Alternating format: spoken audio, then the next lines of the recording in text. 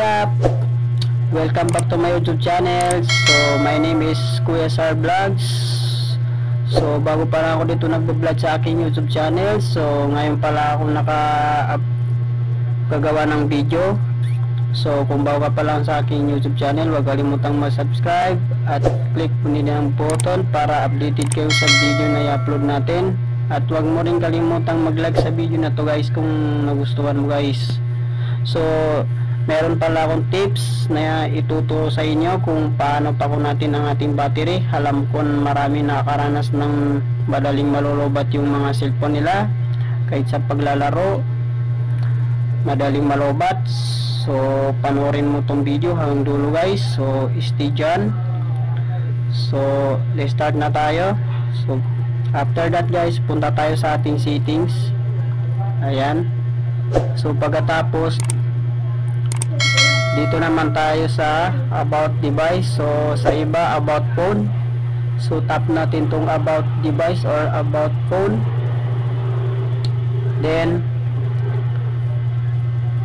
tap natin tong version, pero ewan ko lang kung anong sa iba kasi ito yung sa akin version. So pagkatapos guys, so siguro sa iba build number, pero sa akin version number. So i-click natin to ng 7 times. So click natin 1 2 3 4 5 6 7. So yan, so back na tayo.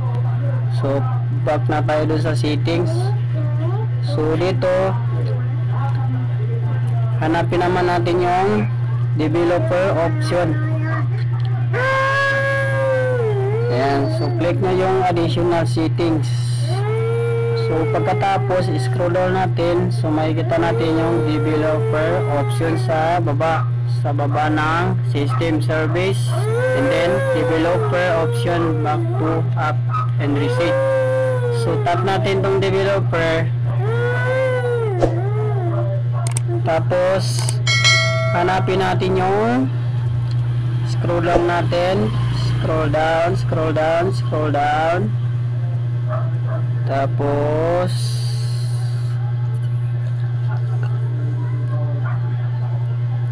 so dito guys sa background process limit, so tap natin yan. Ayan, kasi dito sa standard limit guys, kasi lahat ng apps ay gumagalaw guys, kaya madaling malubat yung cellphone natin. So meron dito no background processes at most 1 processes at most 2 processes at most 3 processes at most 4 processes. So yan, so ang pipili natin yung dito ay yung no background, para hindi magwo-work yung lahat ng apps sa ating cellphone, para hindi malubat masyado yung cellphone natin para makunat, di ba? So meron pa dito guys na i-adjust natin guys para mas lalong kukunat ang ating battery. So ito, window animation skill, transition animation skill, animator duration skill. So kailangan naka animation skill. So dito guys sa animation skill 5 times, tapos dito animation skill 1 times, animation skill 1.5 times, animation skill 2 times, animation skill 5 times, animation skill 10 times. So kailangan dito guys ay naka animation skill 5 times tayo. So ayan, click natin yan. So dito naman tayo sa transition animation skill. So kailangan dito naka ganun din 5 times para mas makunat yung battery natin guys. Ayan, so tap natin yung pangatlo. So dito rin ganun din guys 5 times. So ayan, back natin. Ayan, so okay na yan guys.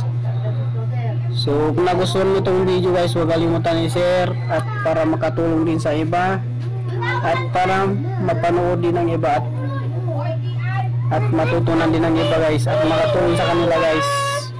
So, huwag kalimutang mag-subscribe and likes ditong videos. Yun lang guys, maraming salamat. Ayan.